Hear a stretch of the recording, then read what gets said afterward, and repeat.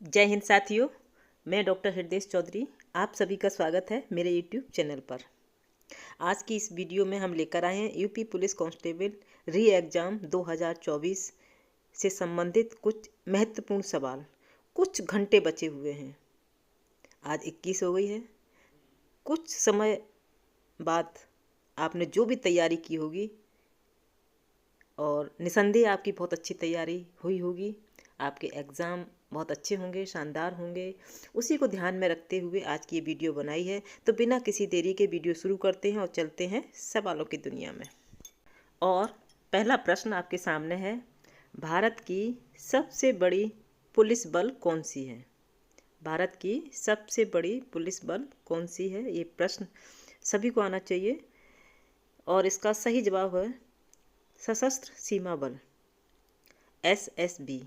भारत की सबसे बड़ी पुलिस बल सशस्त्र सीमा बल है। आगे चलते हैं और प्रश्न है, भारत का सबसे बड़ा पर्यटन स्थल कौन सा है? भारत का सबसे बड़ा पर्यटन स्थल कौन सा है? ताजमहल। ताजमहल जो कि आगरा में स्थित है, उत्तर प्रदेश के जनपद आगरा में ताजमहल स्थित है, जहाँ पर बहुत बाहर के लोग देखने आते हैं। प्रेम का प्रतीक है ताजमहल। तो भारत का सबसे बड़ा पर्यटन स्थल है ताजमहल। प्रश्न आपके सामने है, कलम का सिपाही किसे कहा जाता है? कलम का सिपाही किसे कहा जाता है? प्रेमचंद को। कलम का सिपाही प्रेमचंद को कहा जाता है। और इसमें थोड़ा सा चीज़ें क्लियर कर देना चाहेंगे जिससे कि आपको कोई शंका ना रहे। कलम का सिपाही प्रेमचंद को कहा जाता है, लेकिन कलम का सिपाही जो रचना है वो अमृत राय की है। अमृत राय प्रेमचंद के बेटे थे। तो कलम का सिपाही के लिए प्रेमचंद को जाना जाता है, लेकिन कलम का सिपाही जो रचना है वो अमृत राय की है। तो मुझे लगता है आपको ये अब कोई शक नहीं रहेगा। आगे बढ़ते हैं और प्रश्न है, शास्त्रीय संगीत कहाँ से लिया गया है? शास्त्रीय संगीत कहाँ से लिया गया है? तो इसका जवाब होगा सामवेद। शास्त्रीय संगीत सामवेद से लिया गया है। आगे बढ़ते हैं और प्रश्न है, गज़लों का जनक किसे कहा जाता है? भारत में गज़लों का जनक किसे कहा जाता है? अमीर खुसरो को। अमीर खुसरो को गज़लों का जनक कहा जाता है। भारत में गज़लों का जनक अमीर खुसरो को माना जाता है। खुसरो ने 7 सुल्तानों के काल को देखा है। अमीर खुसरो ने 7 सुल्तानों के काल को देखा है। इन्हें तृतीय हिंद भी कहा जाता है। ये भी उपाधि मिली थी तृतीय हिंद की अमीर खुसरो को। आगे बढ़ते हैं और प्रश्न है, मोहन वीणा का आविष्कार किसने किया?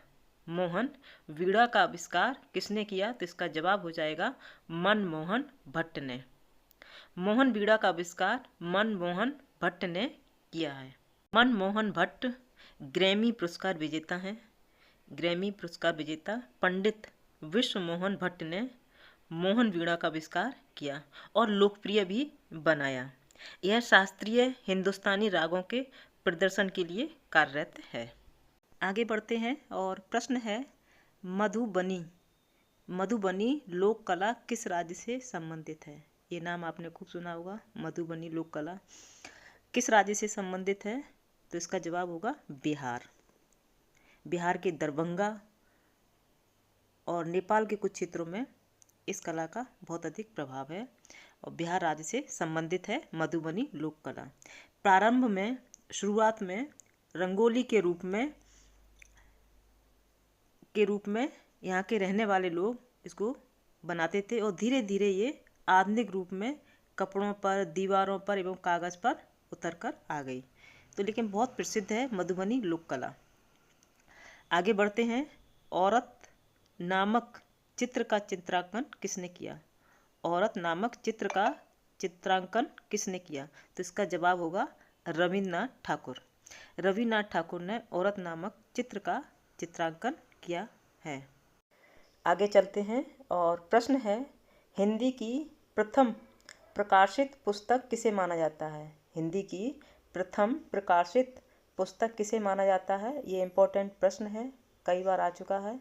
एग्ज़ाम में, तो इसका जवाब हो जाएगा लल्लू लाल प्रेम सागर। लल्लू लाल का प्रेम सागर हिंदी की प्रथम प्रकाशित पुस्तक कहा जाता है। इसी के साथ आगे बढ़ते हैं और अगला प्रश्न है, किस हिंदी फिल्म की शूटिंग पहली बार विदेश में हुई थी? इसका जवाब हो सकता है आप सब जानते भी हों। किस हिंदी फिल्म की शूटिंग पहली बार विदेश में हुई? तो इसका जवाब होगा संगम। संगम हिंदी फिल्म की शूटिंग पहली बार विदेश में हुई थी। आगे चलते हैं और प्रश्न है, भारत का सबसे ऊंचा जलप्रपात कौन सा है? भारत का सबसे ऊंचा जलप्रपात कौन सा है? तो इसका जवाब हो जाएगा जोग फॉल्स, मेघालय। मेघालय में स्थित जोग फॉल्स भारत का सबसे ऊंचा जलप्रपात है। आगे बढ़ते हैं और अगला प्रश्न है, सूर्य की प्रकाश किरणों से हमें कौन सा विटामिन मिलता है? ये इम्पोर्टेंट प्रश्न है, अक्सर परीक्षा में पूछ लिया जाता है और सिंपल भी बहुत है, आप सभी को इसका जवाब मालूम हो सकता है। सूर्य की प्रकाश किरणों से हमें कौन सा विटामिन मिलता है? तो इसका जवाब होगा विटामिन डी। विटामिन डी हमें सूर्य की प्रकाश किरणों से मिलता है। और आगे प्रश्न है, भारत की सबसे लंबी नदी कौन सी है? भारत की सबसे लंबी नदी गंगा है। गंगा भारत की सबसे लंबी नदी है। गंगा भारत की सबसे लंबी नदी है और इसकी लंबाई, गंगा नदी की लंबाई लगभग 2525 किलोमीटर है।